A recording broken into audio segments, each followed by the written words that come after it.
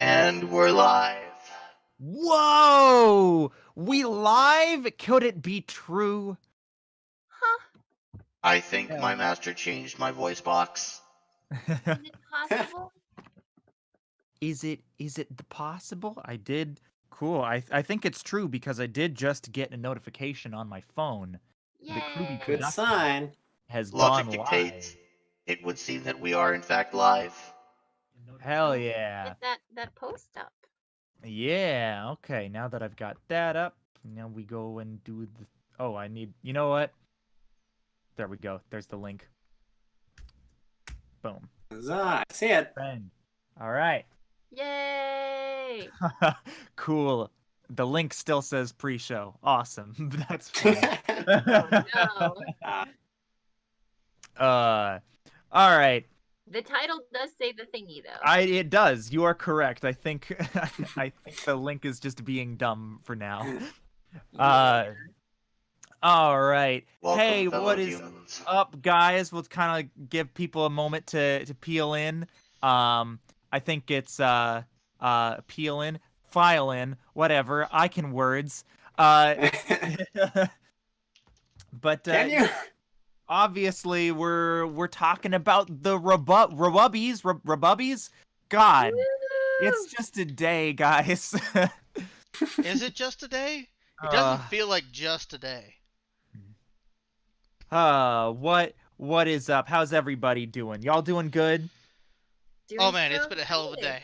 In the good way. I'm tweeting out now. Yeah. For our beautiful Twitter followers. We got a lot over the weekend. We did some great Extra Life stuff. Y'all, thank you so Yeah, I much. was We gonna just reached the goal. I was gonna say, yeah, y'all did Extra Life yesterday. That go well, Katie? Yes, it did, and you would know because you were there. We played some Monster Prom. Me and the girls played some Pizza Game, and then the squad, everybody else played like Uno and some Among Us. There were a lot of games played yesterday, and a lot of money raised. Excellent. You... I'm sorry, I just saw what you named Katie in the thing. You just Brought me noticed. I just noticed this, yes. Oh Oh my man. god. I love it. I love it. But yeah, so anyways, I guess without further ado, we should just start doing the talking thing, you know, with what podcasts are known for. What is up, guys? My name's Brian. I am the host of this here podcast. I am also the head of the audio department here at RWBY, and I voice Neptune in RWBY Aburged. Ian, who are you? What do you do? So, hello guys, my name is Ian. I handle some of the technical sides of this podcast, but I also am an admin on the community Discord, so if you're ever having any problems with anybody, please let me know. I'll be more than happy to hear what you have to say. And apart from that, that's pretty much what I do here. I don't think I'm allowed to do anything else. For whatever reason, they keep my artificial intelligence in a small disk, so I can't really expand farther than that. But Forrest, how do you Keep the do? internet connections. No internet connections for you, man. Just keep them away. Except for this. This is it. Except for this. This is an enclosed, part of the internet. That's definitely how that works. I will have my vengeance. Wait, what?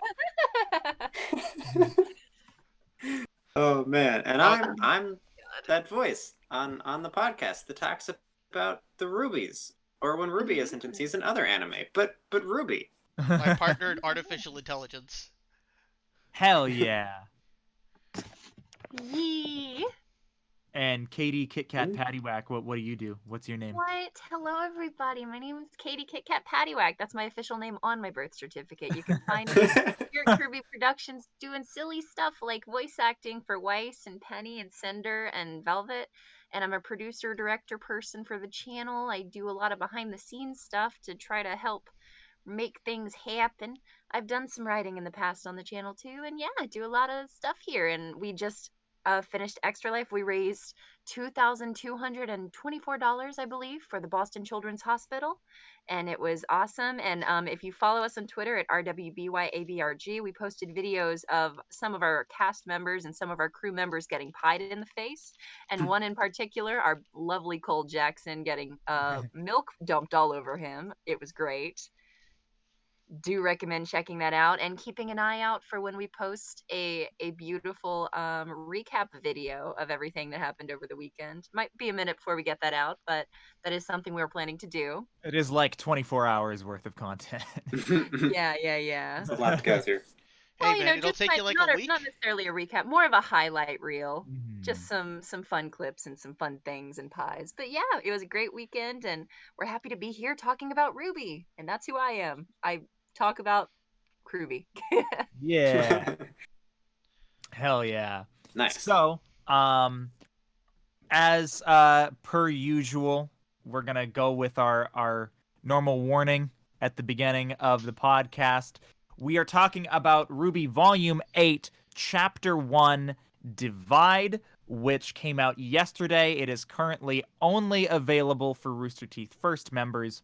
So Yes. if you are not a First member and you have not seen the episode yet and you care about spoilers, now would be a good time to leave. Yes, and please support the official release if you can. Mhm. If you need to get a free trial, whatever you need to do to watch RWBY legally, please do, because we want to support them here, and watch it with a friend. Do what you need to do, and just have fun enjoying the RWBYs. And yeah, we want to always say support the official release. Yep. Support Yes. the official release. RWBY supports the official release. We don't just put that at the beginning of our abridged episodes because we really believe that. Yeah. You know, ethics For are a RWBY, thing. we do that. We genuinely want everyone to support the official release. So, Of course. without further ado, guys, are you ready to talk about some RWBY?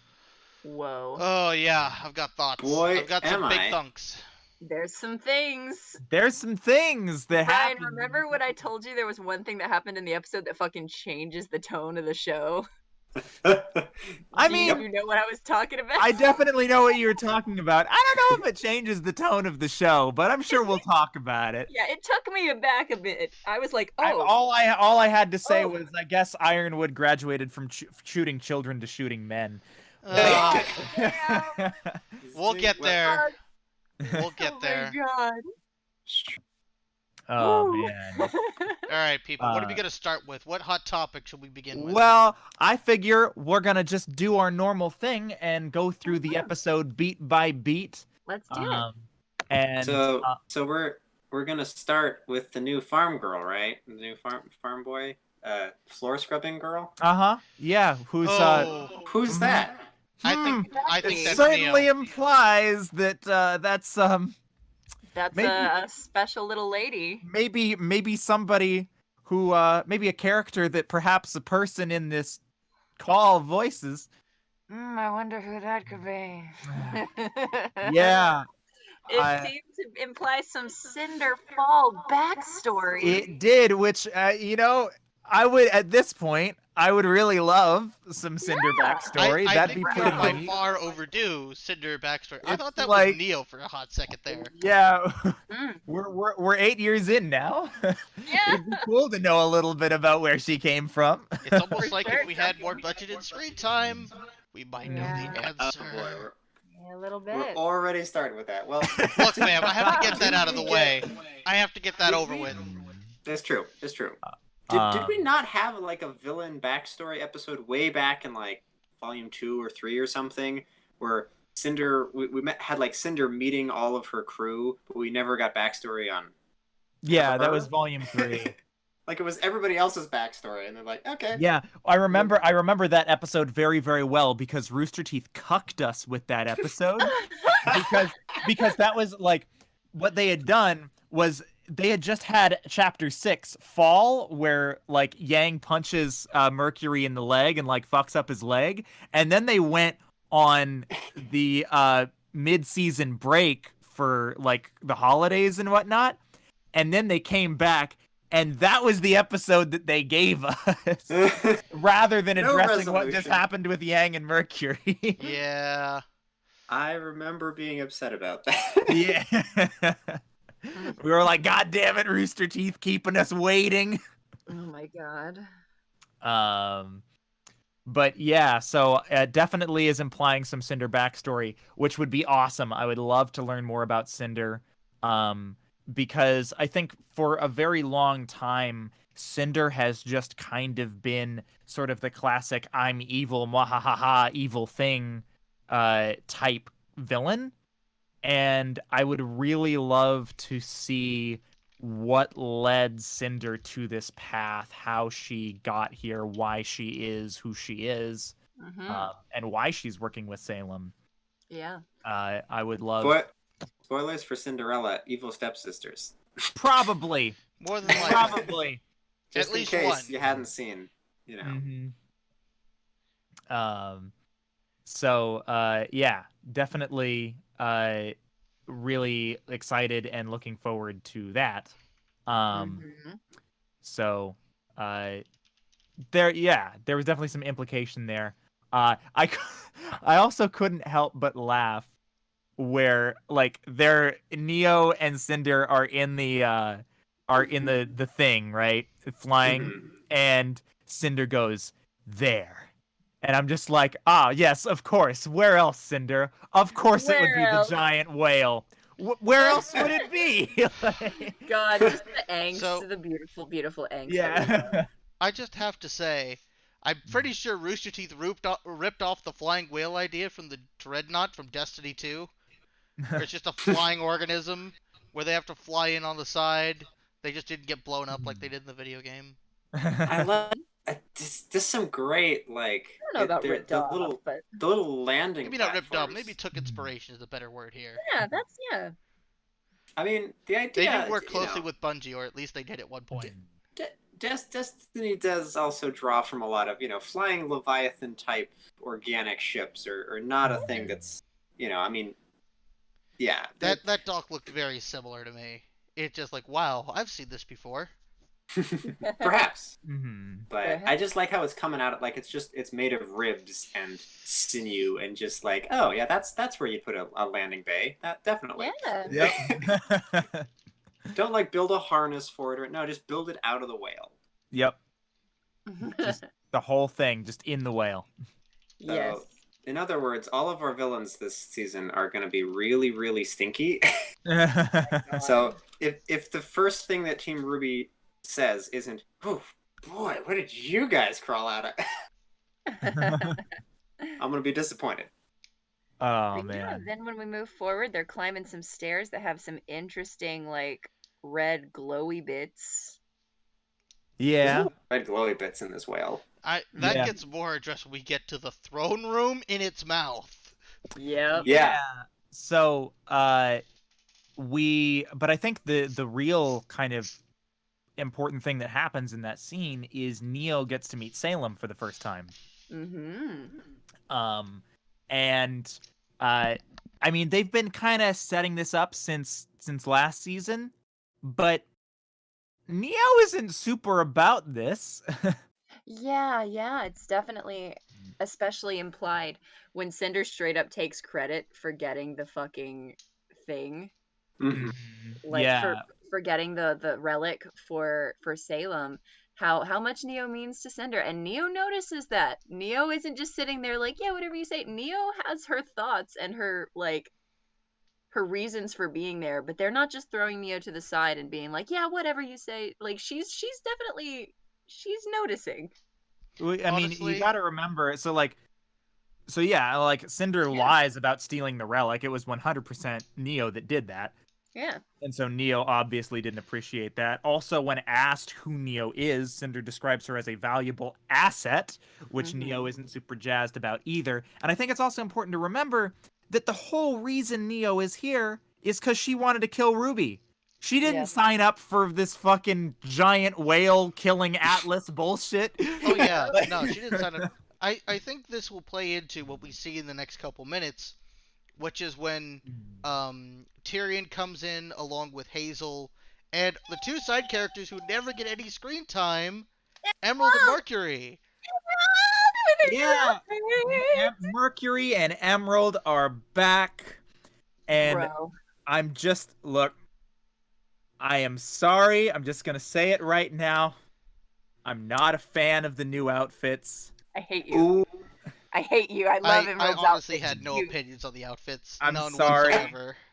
Mercury's, I was like, it's all right. Emerald, I was like, this is not jiving with me at She all. told she need a jacket with her midriff. Still got her They're in the snow. midriff showing, Katie.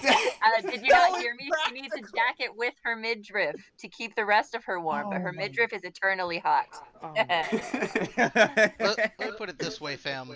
I think the way the conversation went with Salem, which she is very imperious in that conversation. It is, I am a queen, nay, a goddess, excuse me, and she very much impresses that upon everybody else. Tyrion and Cinder are like people of her court, bickering over like small pieces of like a land dispute in a medieval noble court. It's like, what is this, Excalibur? What the fuck is going on? Say is I really like Salem's character here.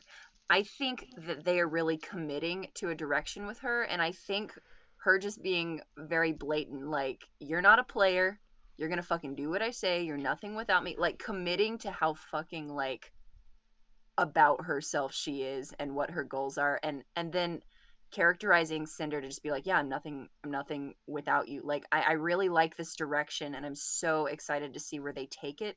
Like, cause Salem is not relenting. She's gonna fucking, like, she's evil. She's just evil, and they're committing so well to it. Like, I really liked her dialogue there. Well, she's not only evil, she's evil and she's egotistical, right? Yeah. And I think that really plays up because we've learned so much about her now. She's not just some shadowy... She's an immortal sky whale commanding witch from the time before times who wants to, like, I don't know, get revenge on the gods or something. We're not entirely sure. She wants to kill the gods. Like, this is not a person who thinks anything of other people, right? She is alone as far as she knows. Like, there is nobody on her level. Except for maybe Ozpin. But, yeah, like, she, the worst part about Salem's ego is the fact that it's kind of justified. No, yeah, like, unfortunately, she's one of my favorite written characters because I genuinely think, like, based on everything she's gone through, and she just wants to fucking die. Like, or, well, that was at least my thought when I first saw her story. Her goal being, no, I know, that's what I'm getting to, is originally I was like, okay, yeah, she just wants to fucking die. Like, that makes sense. But now, now that she's saying, like, oh, I want to take over the world and I want to rule it, I'm like, okay, like, sure. Like, I honestly thought it would have been more interesting if she was just trying to fucking find a way out. I agree. A level of that, but I do think that the mindset that she has and the level of, like, fucking, is malevolence the word? Just the way she's like acting with all these characters, she seems very consistent with the fucking ferocity and the just apathy, the no fucks given. This is what I am. This is what I'm doing. I'm not gonna budge. Like, you are below me. She's terrifying.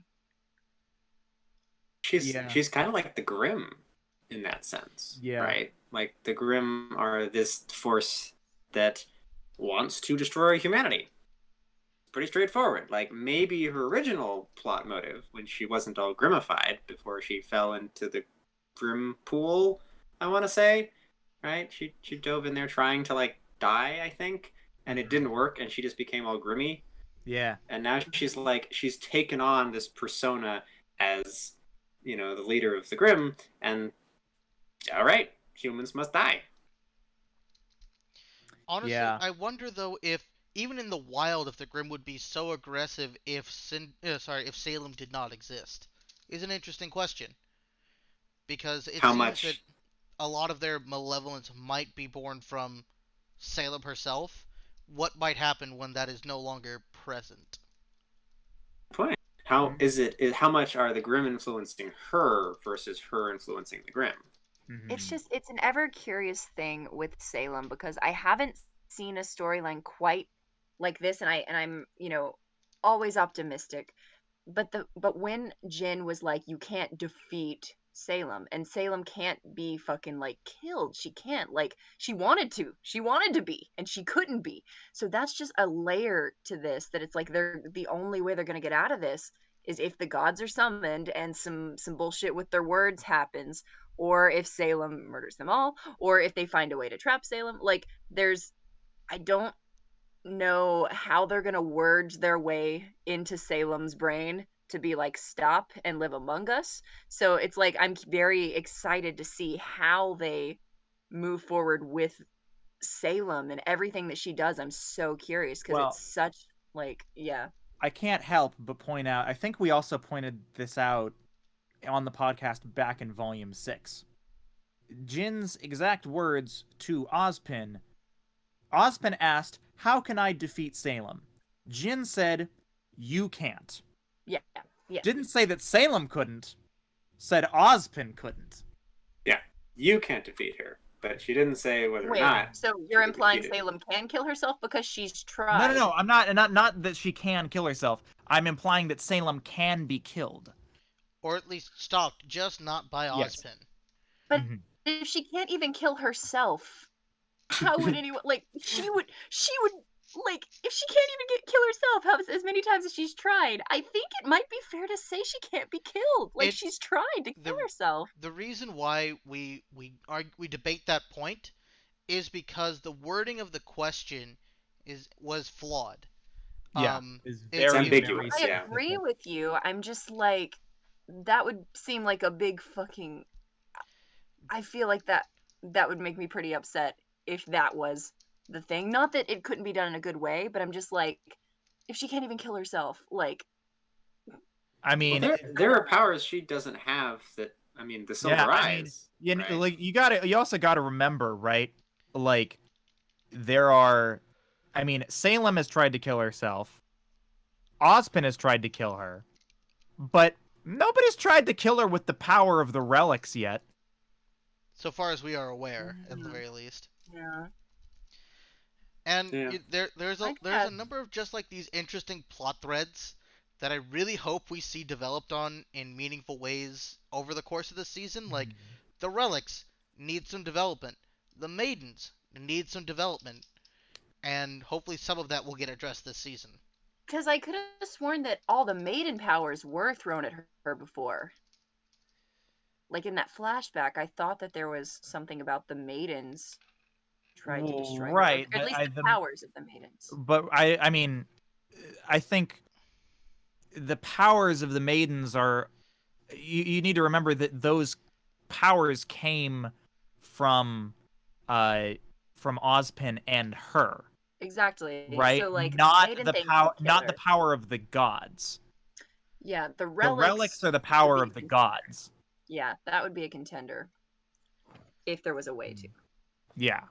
It just seems that at this point we have no clear-cut solution as to how to defeat Salem. I don't know about you guys. It's a little frustrating that we don't know that by now.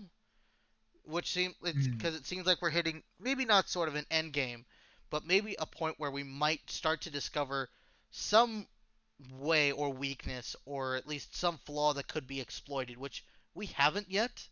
Mostly because Salem is only taking the in-person sort of stage at Volume 8. Yeah. Well, she's been playing this, from behind for a while. She's been puppet mastering this for a while. Yeah, now she is no longer puppet mastering. She is on the front lines. Yeah. Hopefully that will expose some differences or some new ideas that could be exploited. But for now, I think the teams Aesop's, RWBY, and what remains of Team Juniper have other priorities. Yeah. Yeah, I'm ever curious with Salem. I think she's definitely got my attention, and I think she's turning out to be a really good character, a really good nemesis. I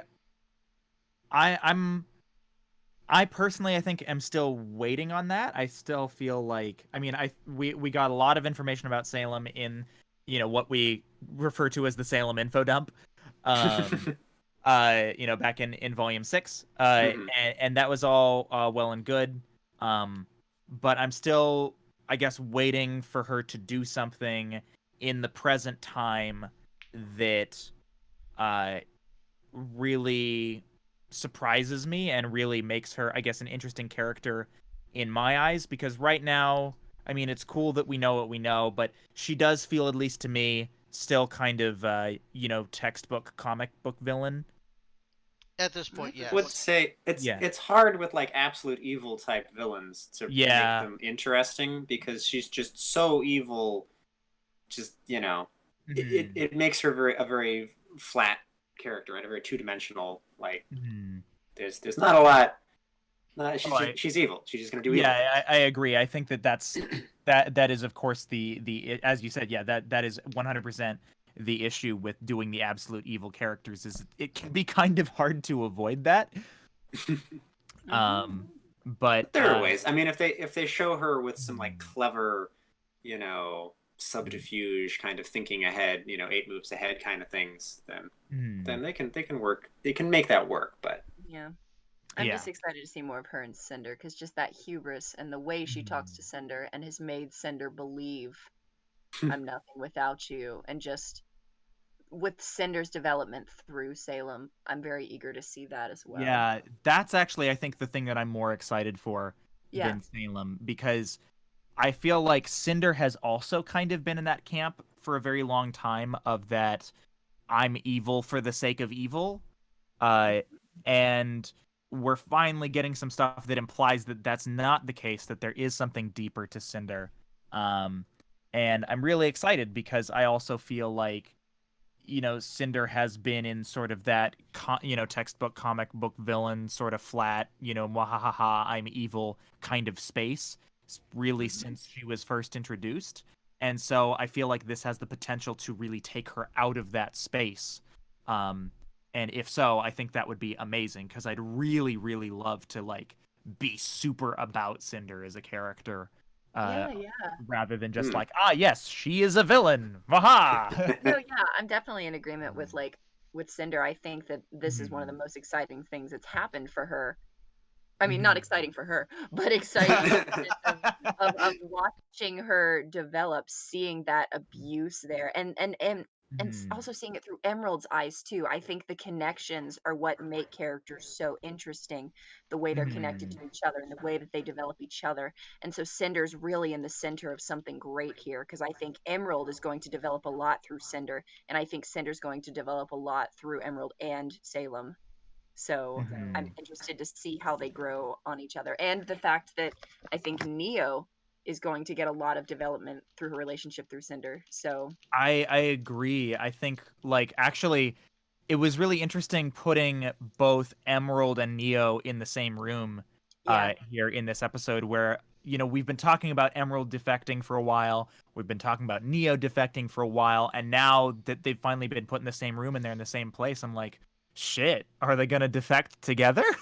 Honestly, but like, my very question. Before we get defecting, I think we're gonna get some serious love. We're gonna see, or maybe love isn't the right word. We're gonna see some really hard emotions, or at least I hope we do, of Emerald trying to have something with Cinder to get through to her, and then Emerald maybe realizing and something clicking for her, and then Neo maybe realizing what she truly wants maybe isn't going to be gotten through Cinder. I also have a thought. Oh, go ahead. I think Mercury is also going to defect to get more screen time. Fair. That's fair. He's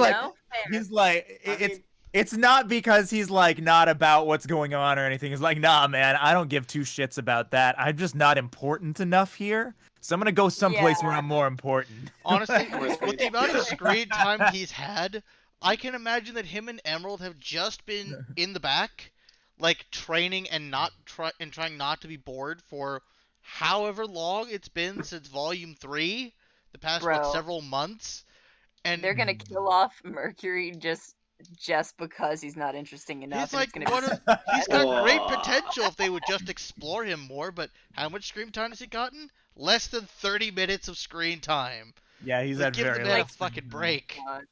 Mercury is going to join the revolution against Salem, not because he actually cares, and he's just going to be like, well, if Neo and Emerald are in, and I guess maybe even Cinder, I might as well. I didn't Also- have I anything to do think this what they're Tuesday. really representing though is I think Emerald has a better chance of actually defecting. I think Mercury's gonna do this until the end. I think Mercury is a character that isn't gonna be changed. He's gonna stay where he is, and he's probably gonna die where he is. And Emerald's gonna get away and try to take him with her, and he won't. Maybe He might have a deathbed redemption kind of thing of like, I've become my father. Shoot. Oh. But no one cares about him. There's nothing there to make me care. I care mean- because his idea is cool and a nice, I want it counter there. to Yang, do but want like, no character development. Yeah. None. Yeah, that's Nothing. Guns on his that's a boots. really What? good. That's a really good point, Ian. I had never really considered him as being like a good counter to Yang, but I feel like, now that I think about it, that might be his whole reason for existing. Yang His- punches things with guns, and he kicks things with guns. Yeah. It's like, that's his. I'm fairly sure that's the entire premise of his character. they Was they to came like up with his be character. in the finals and to get shot in the leg and be a foil Yeah. to Yang. But I guess if they want to be a foil to Yang, they're either doing it in the abstract way, which is Yang gets a lot of character development and uses her fists, while Mercury gets no character development and uses his feet, or they just need to give Mercury more character development. Period. I mean, honestly, my favorite scene with Mercury thus far has been, I think it was Volume 6, where, or it might have been Volume 7, actually. I don't remember. There's a scene with Emerald and Mercury where Emerald is trying to defend Cinder, and Mhm. Mercury is just like, what the fuck are you talking about? Cinder doesn't care about you!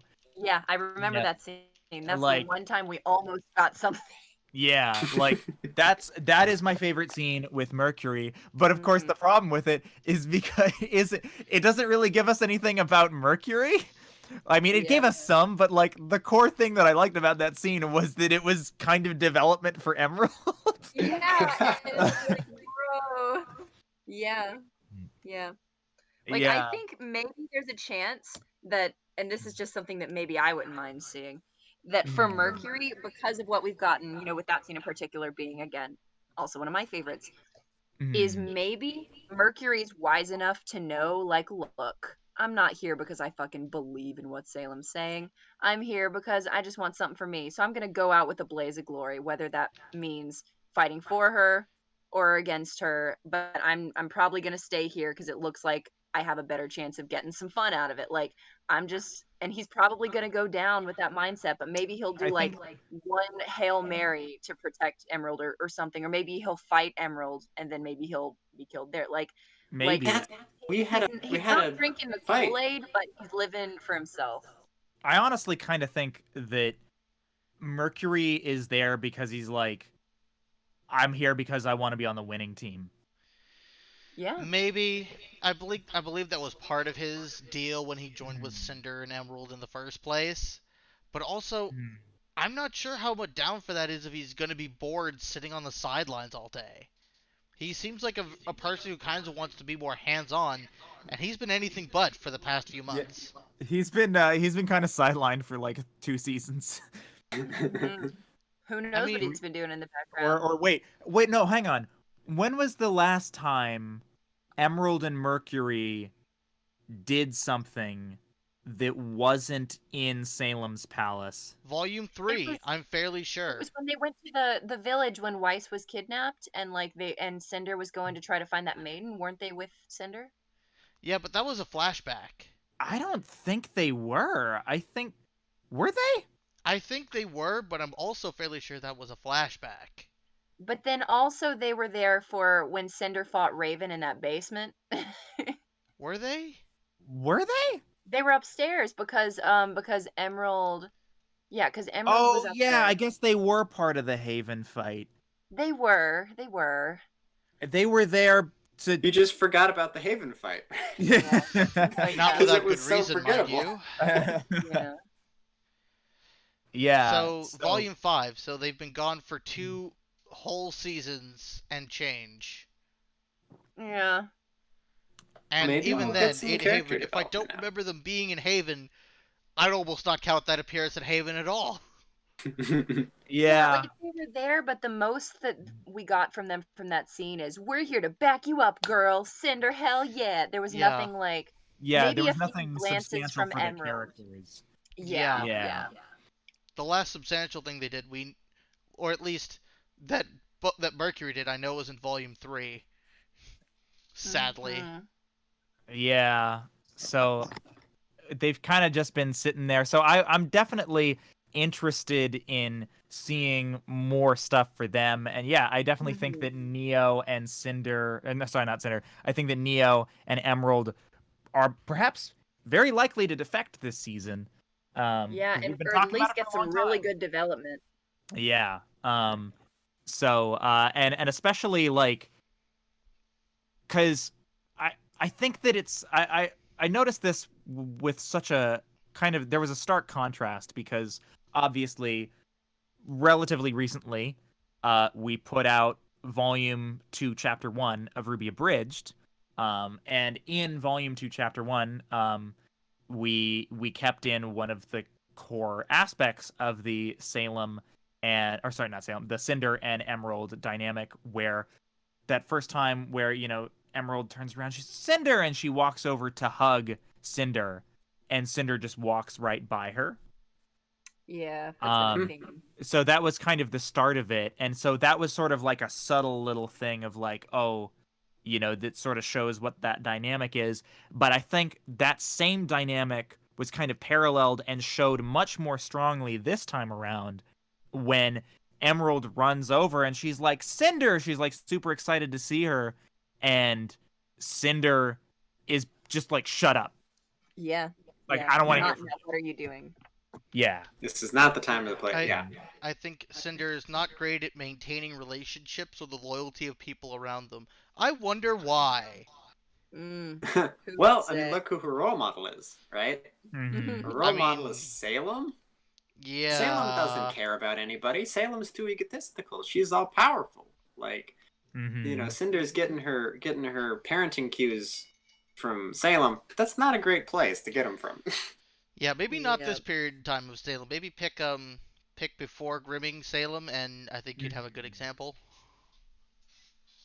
Yeah. They had like, was there So- not a in the flashback? Didn't she and Ozpin have like kids and all the kids die or something? Am I misremembering that? Didn't she like murder all her kids? The maidens, I think. Yeah.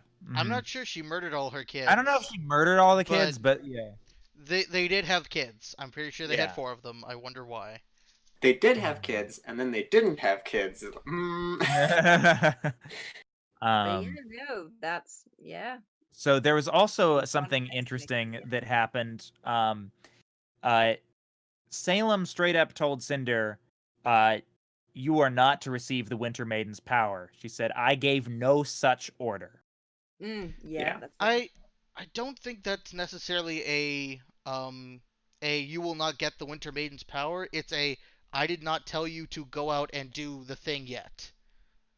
Well, but yeah, also when Cinder first shows up, Salem is like, I trust you didn't just come back to me empty-handed. Like, you've got something for me, whether that be like the maiden powers or, you know, in this case it was a relic.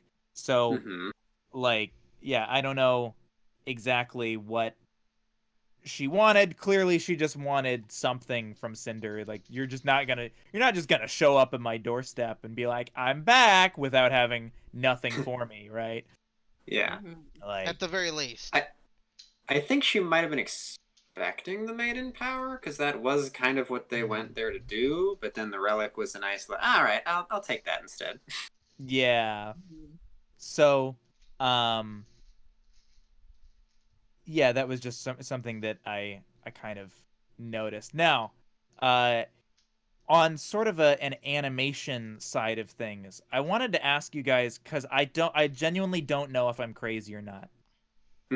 There are certain shots, quite a few shots actually, I don't know if it's the lighting or what. There are certain shots where I feel like the characters are not blending as naturally into the world as they were in Volume 7? I don't know. And I'm wondering if you guys noticed that, because I don't know if I genuinely noticed it, or if it's always looked like that, and I'm just now noticing it. Honestly, I don't know. I'd have to go back and rewatch the episode again to give you that feedback. I'm Yeah, not sure if I could comment on that. I'm not sure. Let's keep an eye out for that, though. If it comes up, though, that'd be an interesting topic of discussion. Yeah, because I haven't gone back and like cross-checked it with Volume 7, so I don't know if I'm just like, I don't know if I'm crazy or not, but I just like there was a number of shots where I was like, the character looks weird. Why was it always like this? Am I a crazy one? Like, honestly, for me, it wasn't the animation; it was the dialogue and the following scenes that we'll get to later. yeah, Which I'm sure we'll talk about. yes. So, anyways, yeah, that was just a weird thing that I noticed, and I was wondering if anybody else noticed it. But it's not like it was a big deal. Okay. So, let's see. Next on the list. Okay. How the fuck did RWBY find Oscar? I don't know, man. How did that happen? We're gonna hand wave beacon. that.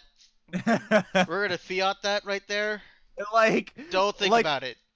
For all she knew, like Oscar had gone up. Like the last they heard, Oscar had gone up to Atlas to confront Ironwood. Yeah. So why was she looking for him in the slums? They just searched every part of Mantle, including all the refugee camps way out in the snowy tundra, and until they found him, and we just saw that part, clearly. Wow, that took the space of what, Clearly. a couple days, a few hours? Like, Probably a few days. I suppose, yeah.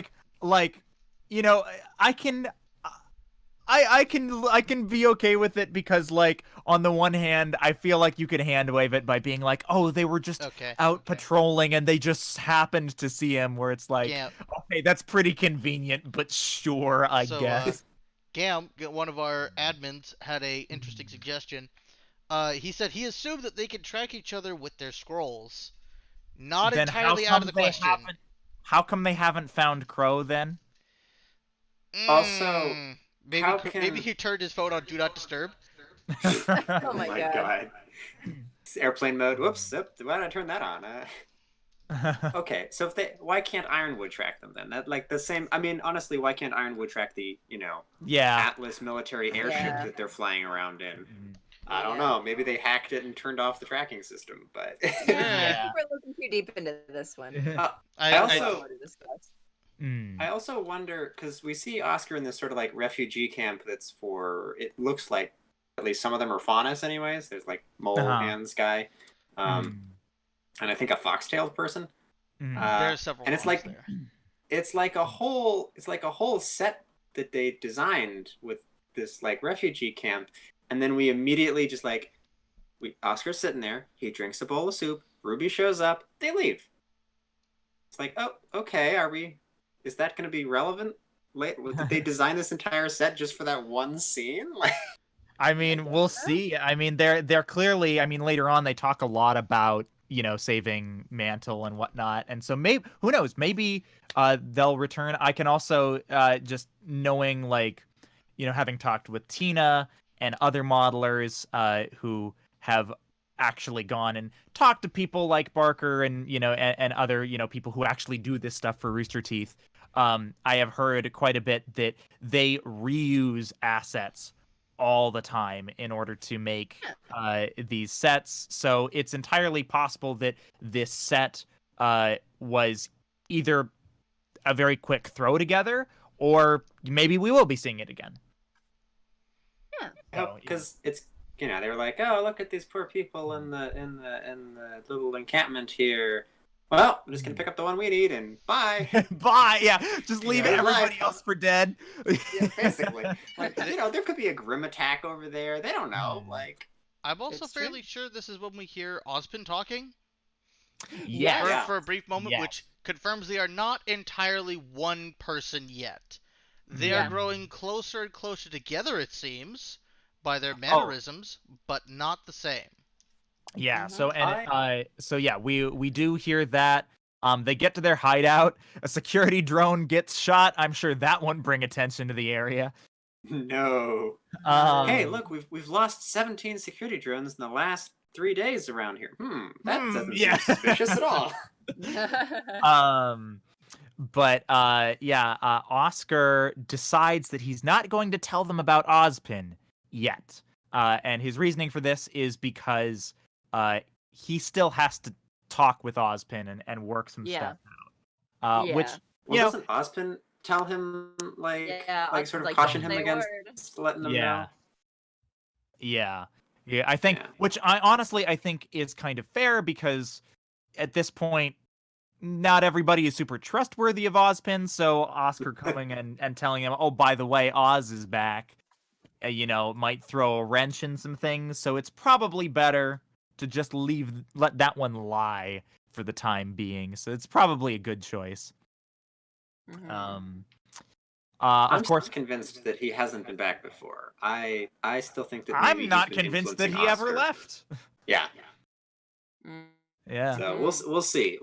But he may have been influencing Oscar from behind the scenes, and Oscar didn't even realize it. Yeah. So, Crow is still missing. Missing. Well, okay, he's missing until the end of the episode, when it becomes clear that we know where he is. But as far as Team RWBY is concerned, he's missing. Yes, correct. So the new plan is to get everyone down into the crater where it's warm.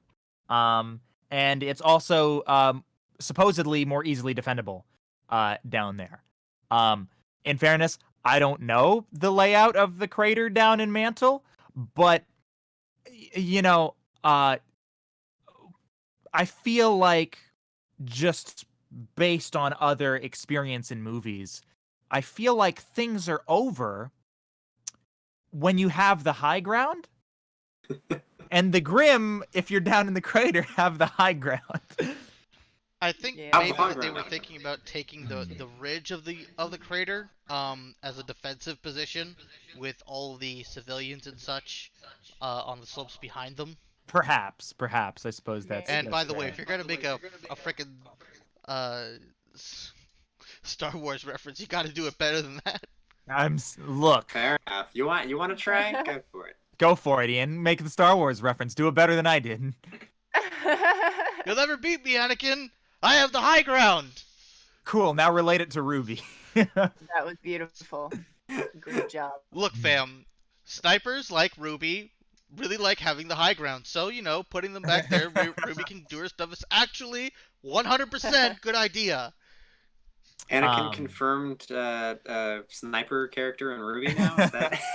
Anakin is going to join forces with Ruby Rose. Yes, this is confirmed. They have the high ground. I mean, Yep, they have the high ground. Yes. So, that's the new plan. And there is a difference of opinion on what to do here. Yang wants to defend Mantle. And sees going after Atlas and trying to raise the alarm to the world as pointless. But RWBY is still focused on the big picture and sees it as more important to warn the world about Salem than protect Mantle, especially when the Happy Huntresses are already doing a pretty good job of defending Mantle, at least for the time being. Yeah, and they're in a Happy Huntresses hideout. Yes. Right. Yes, is it confirmed that that also Robin is missing? Yes. Because she was with Crow, and they don't know where Crow is. So. Yeah. Yeah. Now Pietro says that Amity can be launched, but it was designed not to be able to launch without authorization from Ironwood's terminal, which. I'll be real, at that I was kind of like, that's pretty plot convenient, but okay. I mean, it also makes sense that it would be from Ironwood's terminal, and that he probably wouldn't programmed on his person. I mean... If they would have phrased it like, it can only be authorized by insert thing that is located in his terminal. Yeah. That can make more sense, maybe. Yeah, I think it would... But also...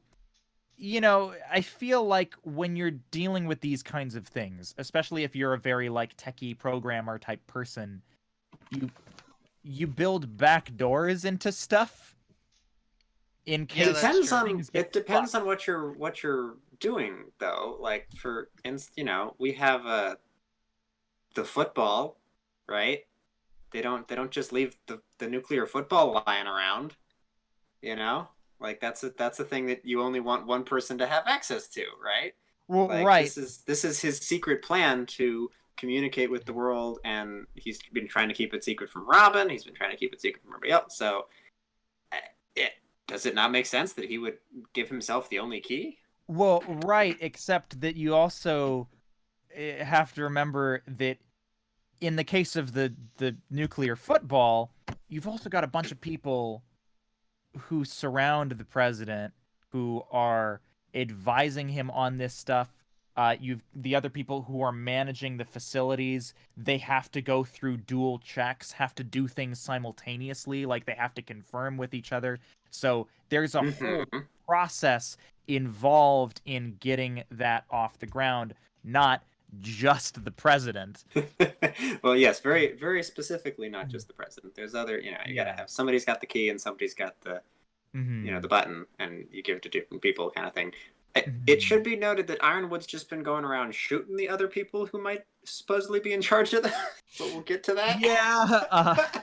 So, but yeah, either way, I mean, it's I definitely think that launching something like Amity, you don't want it to be easy. But the idea that the answer to it is in his office or or in the military headquarters rather than down at the launch site itself is kind of strange to me. Well, what's strange to me is that they were like, okay, so there's one of his terminals in his office, and there's one of his terminals in the center of the Atlas military base. And I'm with Oscar on this one. Is that really the easier option? Yeah. Yeah. How is his office more secure than the middle of the Atlas military base? Excuse me?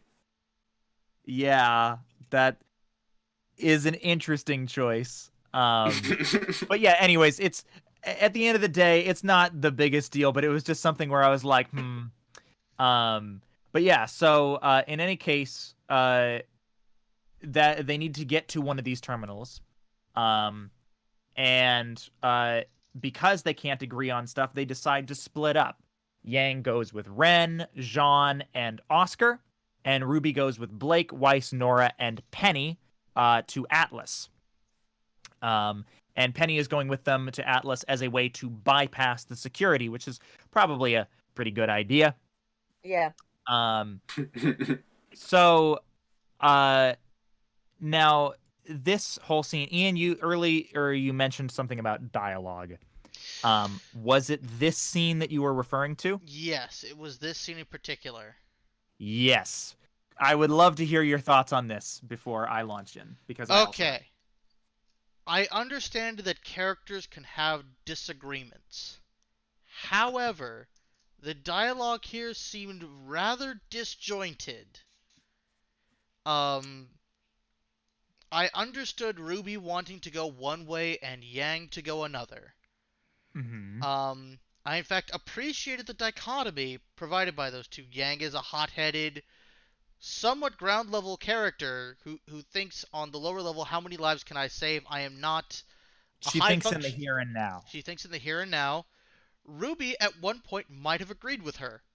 It's like we can fight on the streets, and we can give people all the time they need. We'll do what we can. Well, but I mean, I actually, sorry, I don't mean to interrupt. No, go ahead. But because I agree with you. I love kind of the showcase of these two different sides of the characters in that, yeah, like Yang, it does live in the here and now. I'm gonna punch things right now to make it better, right? Yeah. That's Yang's kind of perspective on a lot of things. But RWBY has always been the bigger picture idealist, right? She doesn't want to give up on the shiny future that she sees in her head, and she'll fight tooth and nail for that ideal picture rather than just what can I do right here and now. Exactly. And I think that is one of the things that makes RWBY a strong leader, but I also think it is an aspect that can be a weakness of hers, which I think is why it's important to have team members like Yang with her to kind of offset that. Exactly, because there are going to be times when Yang is probably going to be right, where sometimes the short game might be just as important or more important than the long game. Sometimes it's not, So but this is one of those I times. guess I'm just because I kind of liked, yeah, I'm kind of in agreement with both you guys so far. I did Mhm. kind of appreciate that it felt like there were a lot of different directions people wanted to go, and I believed them in the sense that, do I know necessarily from Katie's perspective which plan is the absolute best plan? Maybe not. But I like the fact that I genuinely believed they all wanted to go a different direction and believed that that direction they would go is Mhm. probably what needs to be done. And so that's why I kind of did actually like that scene a little bit, because the confusion felt kind of real. It really felt like, look, guys, we have some choices to make and we're not sure which one is right. And I kind of liked that. What was your Mhm. problem with the scene? Maybe, I mean, It maybe it wasn't like laid out Mhm. as well it as it could have it was been, not or it was not necessarily like a this is wrong. I did have some points of like my main point that I had against the scene was the audio felt disjointed as the characters were speaking to each other.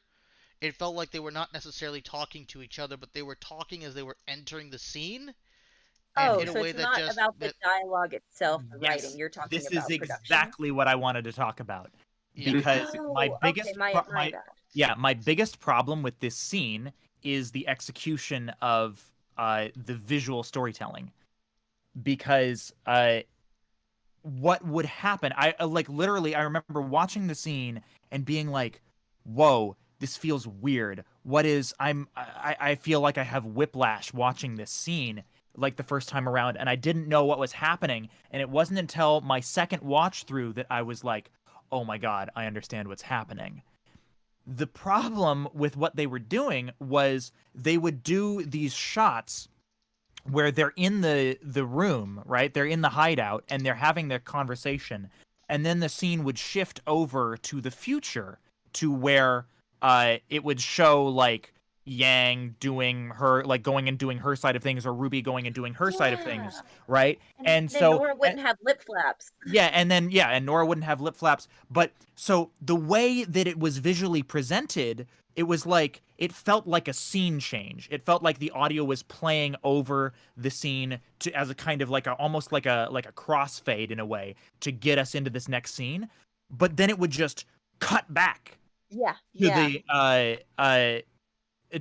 the room, and back to that conversation. And so from like a storytelling perspective, it almost felt like a record skip, like a or like yeah, like a record skipping type deal, where it's like, oh, Yeah. new scene. Oh wait, no, not new scene yet. Okay, we're still talking. Oh, new scene now. Oh, nope, still not new scene. Okay, like it was kind of really weird and jarring.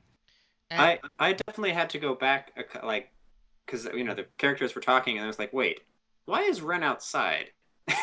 I thought they Yeah, were no, I inside. definitely agree. Oh The way it wait, jumped a little bit, like visually, just from like a production and put together standpoint, it's not so much the writing, it's just yeah, the way that it was put together made it a little hard to follow sometimes. Yeah. Because I think they were doing something really good if maybe they just would have had a little more glue there. Because there were moments where I was like, wait, is Nora still talking? What? Yeah. And then like I would hear her audio and her mouth wasn't moving, and I was like, what is yeah, happening? Yeah, Yeah. exactly. it just didn't quite fit. It felt a little off, and that annoyed. Yeah. I do have like an interesting point to make is that Ren, the more, or at least what I usually believe to be the more calm and rational one between Renora, is going with Yang and fighting on the ground level, while Nora, the more emotional type, is playing the long game and going with RWBY. Does that not they're sound like a reverse of roles to anybody? they're definitely pushing something with Renora Yeah. this season. It's in the intro at the end. It's in this scene. It was in last season too, right? It They was. are very intentionally and maybe I don't want to say heavy-handedly, but kind of heavy-handedly driving this wedge between them, right? And they're pushing, and I Yeah. think they're doing that mostly by pushing Ren's character to a more like when he yes sirs Ironwood in the office, right? And there's like Yeah. I don't know about your reaction to that, but my reaction was like, I never really took Ren for a yes sir kind of guy, but Yeah. I Yeah, they're definitely doing some interesting stuff there. Yeah. But yeah, they're splitting up the characters. And yeah, it was just, I think overall the core structure of the scene, and what they were doing writing wise, story wise, I think it was all fine and sound. Uh, it was just, yeah, the execution of the visual story was just really strange and jarring, and I had to go back and pause and like rewind several times to make sure that I understood what the plan was that each of the characters were doing and going after.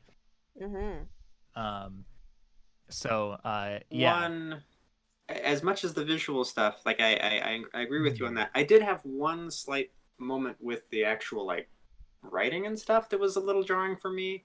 Because Mhm. you know, I believe Yang's character doing this whole like, yes, we, you know, the head to the ground. I just want to go do something right now. You know, what can we do right now? Kind of mentality versus Ruby's more long term thinking kind of thing. I buy all of that. I buy, you know, the divide and stuff. At sort of the end of that, though, Yang says, what is it? What did she say exactly? Like, when we got here, we'd follow your lead, or we said we would follow your lead, but things haven't exactly worked out. And there's this very weighty pause as Ruby's just like, did you just question my leadership? Like, That not was a in very not in pregnant a pause. offended way, but like a, did she Mhm. did she just do that? And no one, like, I don't know that I would buy Yang going that far, right? These characters are very close. They've been on the road together. They're sisters. They're like, you know, Interesting. even if they have a disagreement, I don't know that I'd say Yang would go that far. You know, like it's interesting that you say that, because I guess from my perspective, I kind of bought it. Be Same. yeah, because the uh the thing, I think that had been set up well in the previous season, where, you know, Ruby had been talking about the fact that she didn't know what was right. This is kind of a point of inner turmoil and anxiety for Ruby, in that like she really wants to be a good leader and she really wants to be making the right decisions, but she doesn't know if she's making the right decisions. And Yeah. in volume 6, Yang and the rest of the team decided to put their trust in Ruby, and you know, in Yang's defense, it hasn't gone well, and I certainly don't think that what Yang said was coming from a place of malice. I think Yeah. that Yang was simply voicing her concern with Ruby's decision making over the past, you know, couple days.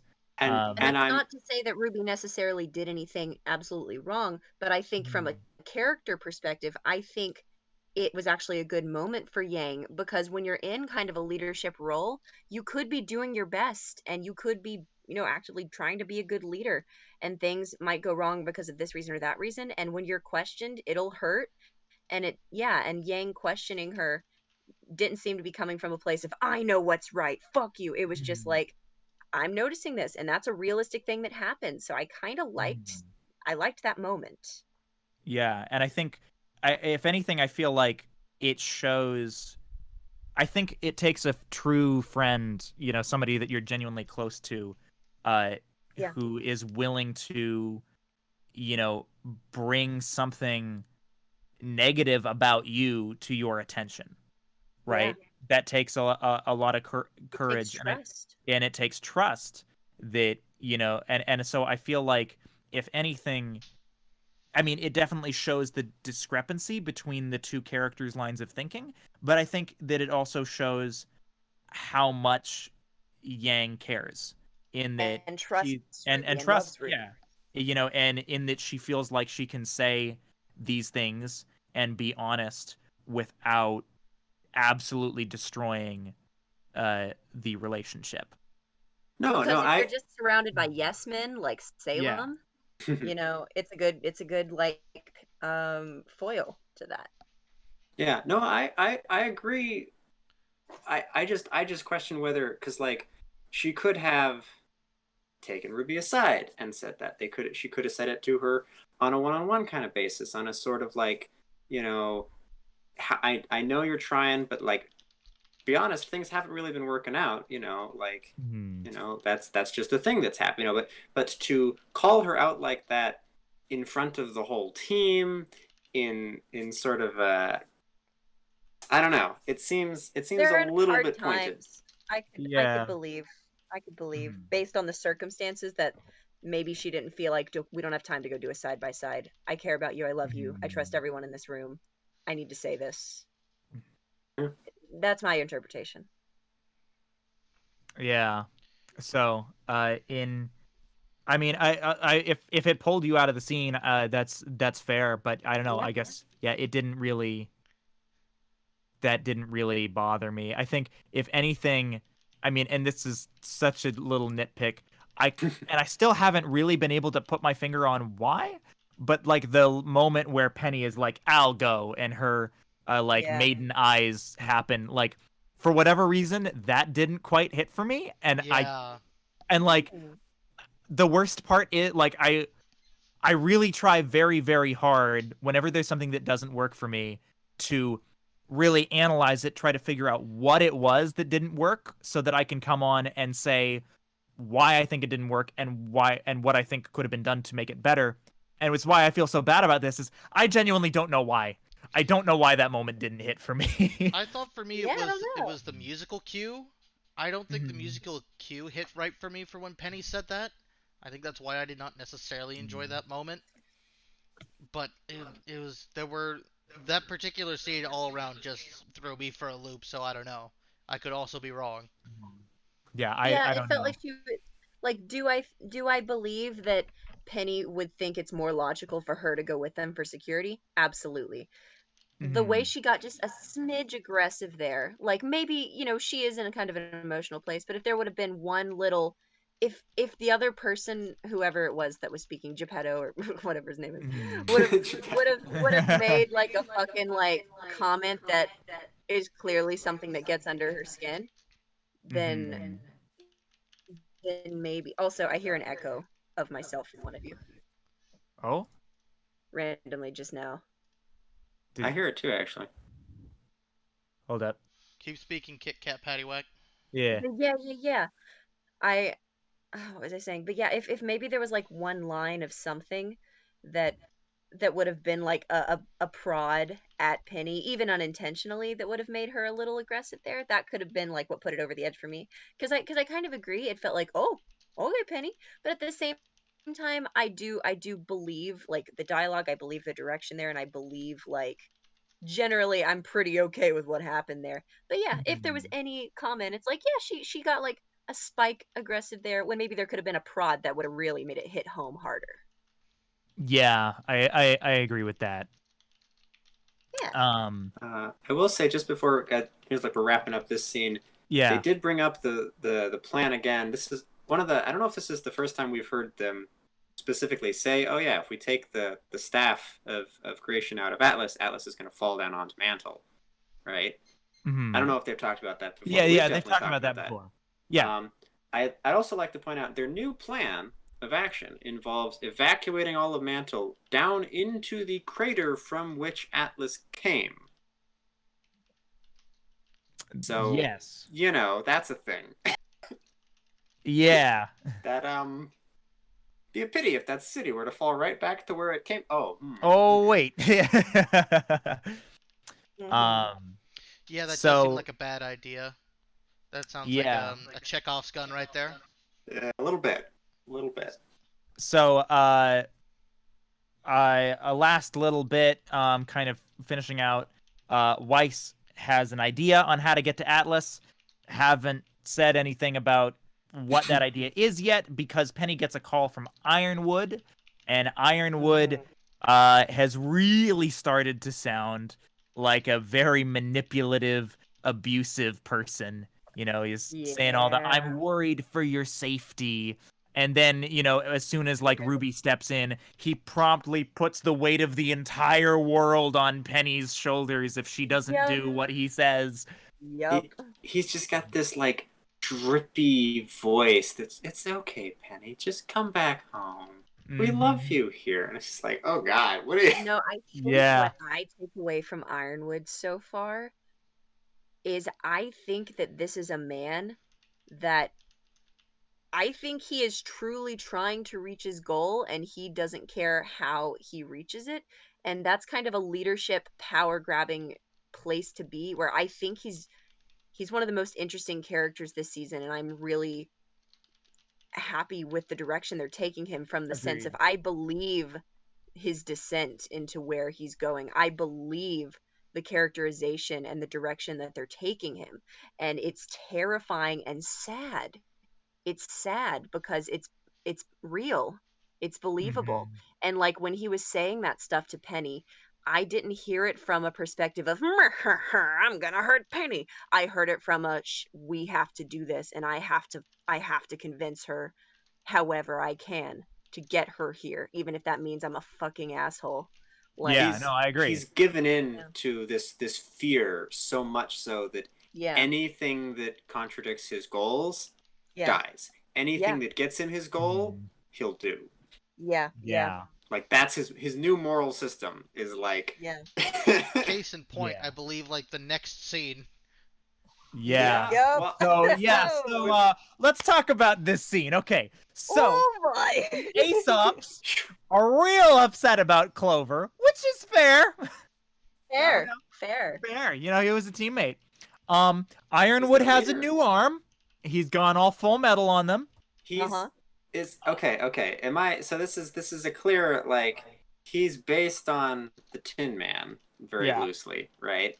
And as he is becoming more enthralled by fear and he's doing more and more amoral things or immoral things at this point, he's Mhm. also becoming more and more robotic. As he's replacing more and more of his Yes. pieces with robot pieces. I think that's a very Yeah. it's a very simple visual thing, and it's not like, not to bring up the Star Wars prequels again, but it's not like a thing that hasn't been done before, but Mm-hmm. Yeah, it's very good. Yeah. No, Yeah, it's good. It's working. So we also learned Crow and Robin have been taken into custody. Winter is real banged up. Yeah. Ironwood. Does Oh, go she ahead. have robot arm too? No. It's She's just a in a brace. Yeah. Okay, because it looks like, I mean, who wears a pauldron in a hospital bed? I'm just saying. So Ironwood tells Winter he wouldn't know what to do without her. And she asks him what he'll do, and he responds with shooting a guy dead. Not just shooting any Oh, guy my. dead.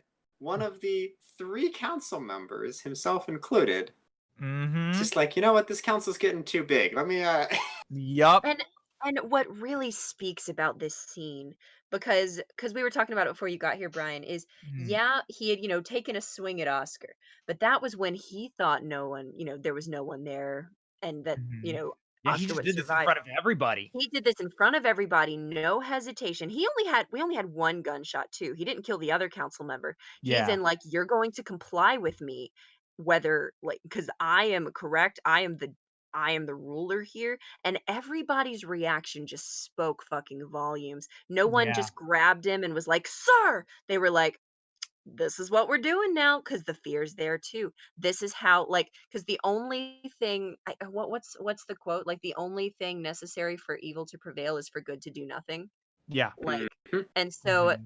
not that, like, it could be argued, oh, is he evil because he's trying to protect blah blah blah, but it's like the fact that their reaction in that moment, after the way things have escalated, to him shooting down a council member, not someone that came in there with murderous intent, someone that just came in there to question him.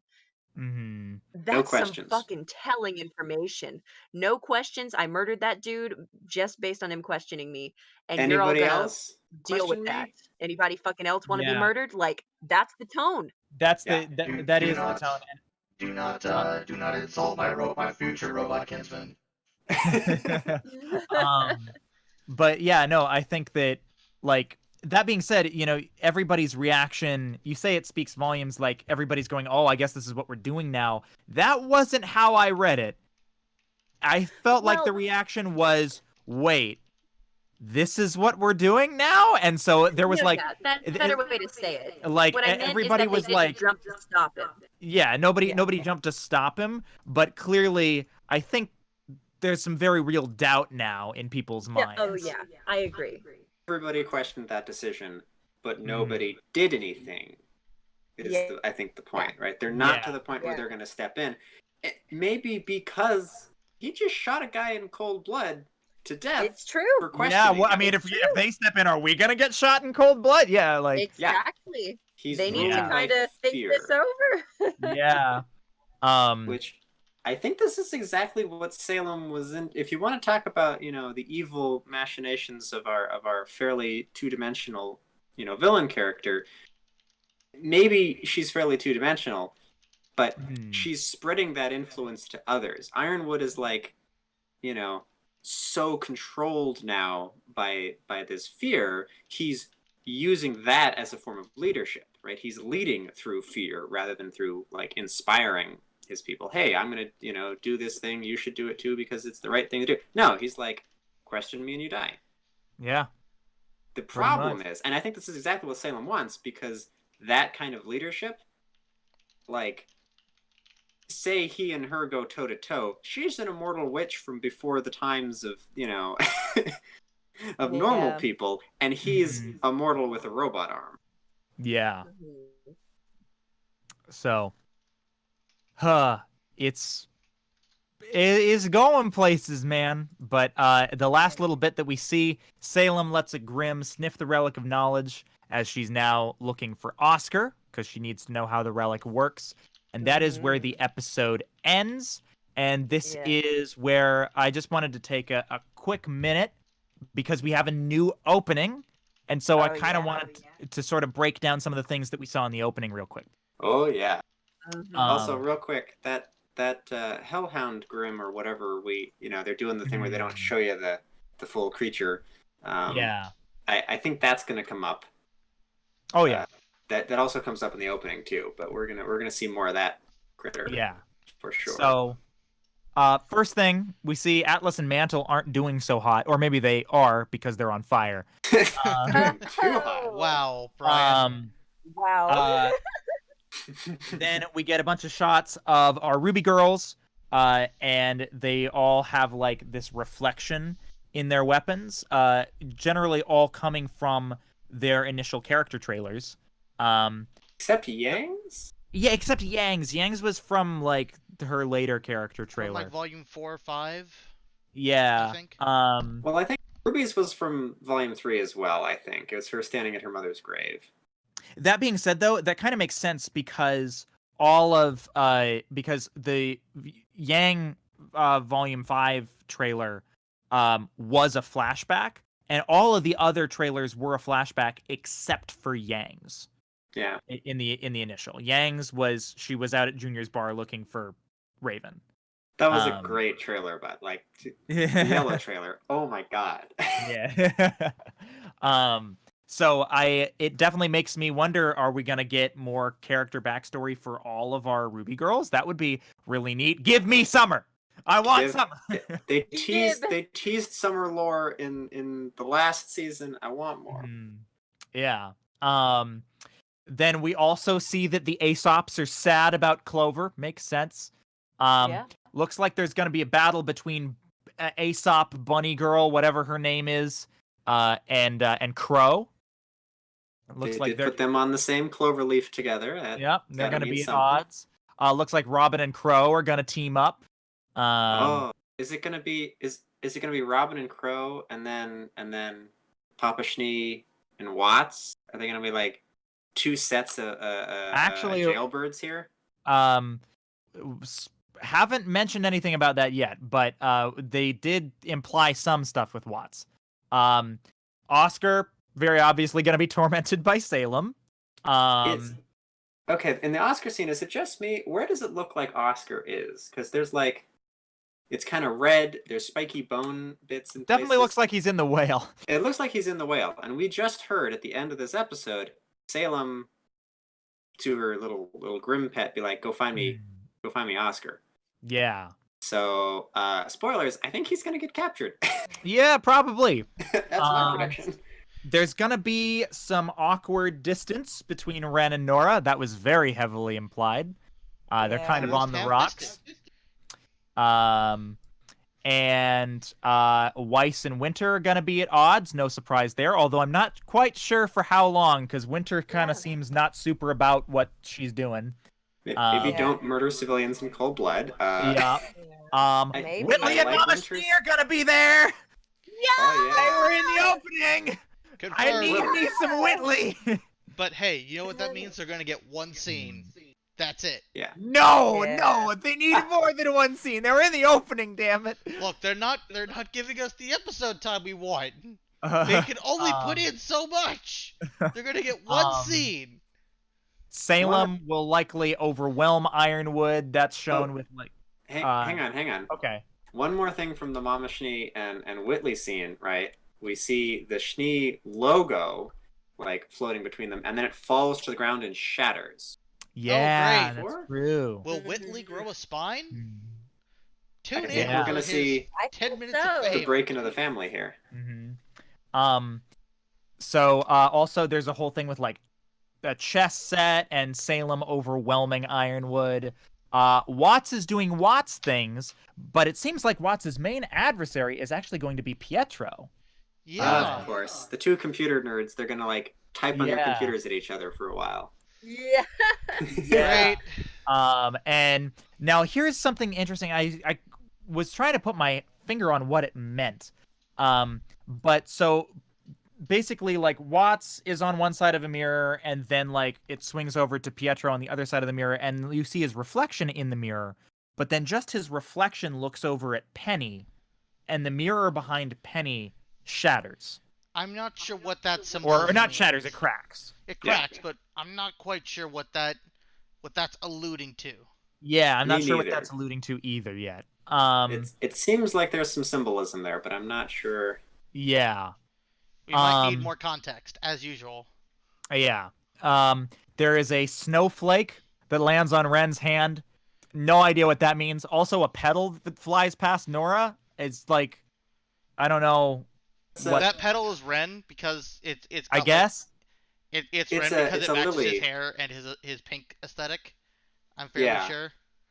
I think that's supposed to be like, because like the petal flies by and Nora sort of watches it get like this is it's symbolic of the Renora thing. I like, guess. that's Yeah. slipping away from her, because we definitely see in the whole social distancing scene with them, Mhm. and they're like Ren looks all like Ren looks hard into the distance, and Nora like looks back at him, kind of thing. So Nora's they're just really- like 6 feet, motherfucker. Social distancing. yeah, that's what this is. There. But yeah. Also, Cinder and all of our baddies are here, of course. And Cinder's grim side is gonna hurt, I guess. Yeah, a little bit. Can we talk about that spread on the tundra where we've got like the city in the distance, the Colosseum, and the whale? Like, that's the scene. Yeah. It's a really good. Also, they're like, the whale has floating destroyed buildings around it. So cue epic fight in the floating destroyed buildings under the whale, apparently. Yeah. Maybe. And then RWBY has a vision for a safe Atlas and Mantle, I guess, because like it's burning and then it's not. And then they get pulled into despair by Grimm. And then Are those our what were the Apathy zombies? Yeah. Yeah, it definitely does look like that. And then these words flash on screen: "Happy ever, never after again." Which is like, I don't know what that means yet. So, but yeah, that's what we saw in There's the one more- opening. There's one more thing in between those words. We get some line drawing things of that Hellhound Grimm thing again. Yeah. Of our main girl's weapons. And I was trying to figure out who this was. We also get a look at Penny's eye. It has her hair that's orange, and it's got her little hair curl, so I went back and looked at everybody's hairstyles. It's definitely Penny. And her eye goes from a green to an angry red, like her eyebrow furrows, and her whole outline turns red. So... Interesting. Remember those theories about them, like, hacking Penny from, like, season 3? Oh, no. Oh no. That's a thought. I don't think Penny should have taken that phone call. Well, Yeah, when I was watching it, I was like, don't do it. They're gonna track you. Don't answer. Don't answer. Don't answer. Don't answer. Oh. Yeah. Well, honestly, Although they could Penny probably just herself track is a them. piece of tech. Did they not have a way to just track Penny? She's a piece of tech. You would I mean, think, but you'd no. think they'd have put a apparently tracking not. device I in think her, Pietro was like, she is supposed to be a completely sentient being. Why would I put a tracking chip on her? She is supposed to be independent. that's fair. That's fair. I mean, right, but I feel like Pietro doesn't get to make those decisions. I get I the feel feeling like that I don't fair. think he gave. I feel Ironwood like that choice. Ironwood is like, you are making a military robot for me. That shit better have a fucking tracking device. I get the feeling that if Yeah. it does, I think Pietro might not know about it. Maybe, but yeah. Mm-hmm. So, Okay. Last comment on the Penny turning evil theory. The song lyrics in the opening, just before we see that scene, are "Some heroes will choose the wrong side." Oh. I'm just saying, the RWBY songs Are very are like, there's literally a line in one of the. You remember the Vital Festival fight with Emerald and Mercury, right, against Team Coffee, I think it was. Literally, there's a line in the song, your girlfriend's purse won't help you win this duel, as, like, Coco hits him with her purse. It's timed together and everything. They don't make mistakes on this. So I'm very concerned. Yeah. Honestly, but... just the song overall, I was mostly was thinking about how do I feel about it. It didn't really catch me. Maybe it's because honestly, I was already off from the rest of the episode, but yeah, it didn't catch me like some of the other ones do. Honestly, kind of same. I wasn't listening to it being like, oh man, this is a banger. I was mainly like paying attention to the visuals. Because I agree, the song just didn't quite catch me. It wasn't a bad song, but you know, their music bar is so high that even if one just falls a little lower, it doesn't make it bad. But it's like bad. It just terribly because they do so well with their music. So it's they do a good job. You know, I'm looking forward to the rest of the really album high. sometime next year. Because it takes me so long. I'm so sorry it takes you so long, Jeff Williams. I wish it could be shorter. We love you. But it's so good. Your music is so great. Your music is so great. Please grace us with your presence one day. So good. Like, consistently through RWBY history, just music. God, I would kill to see her live in concert perform those songs. Unfortunately, COVID has pretty much said, live events? Fuck those. Better be doing it over the interwebs. Quite prevalent. Sometimes. I mean, the Backstreet Boys World Tour. As the game goes. It can be done. It can be done. I've seen they did a symphony recently where like the symphony members were there and there was no audience, but they live streamed it. Yeah. I'd want to see that in person though. I'd want to be in the seats. Yeah. What I'm saying is, I would love to see her live one day in the future. Yes, in the future, one day. The distant future. Hell yeah, dudes. But that's about it, I think.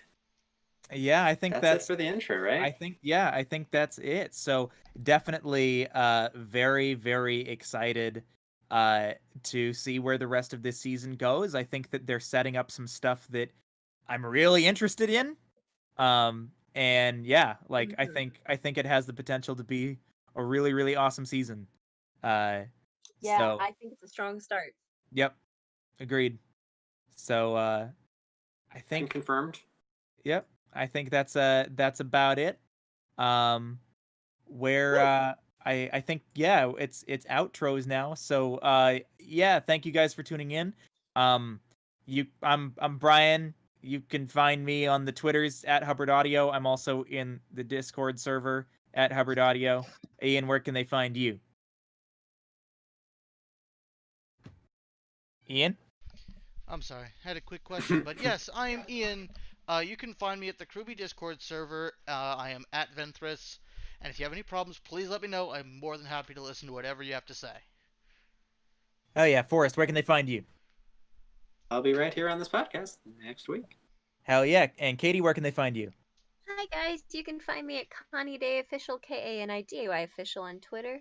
That's where I post all the stuff that I do and whatnot. You can also find me at, of course, RWBY Productions. Follow us on Twitter at RWBYABRG, where we've been posting a lot about Extra Life. We post about our streams. We post about this stream whenever we go live. We also do that in our Discord server, heyo. And yeah, pay attention to those things because we might be posting more memes there, more silly stuff, and it's just a fun way to engage.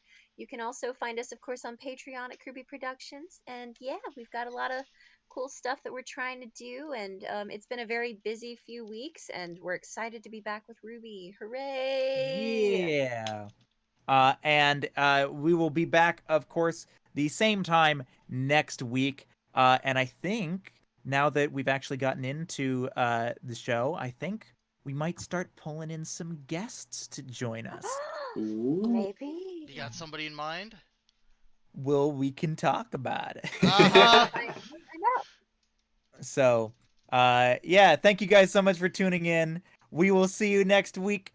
Bye! Bye-bye.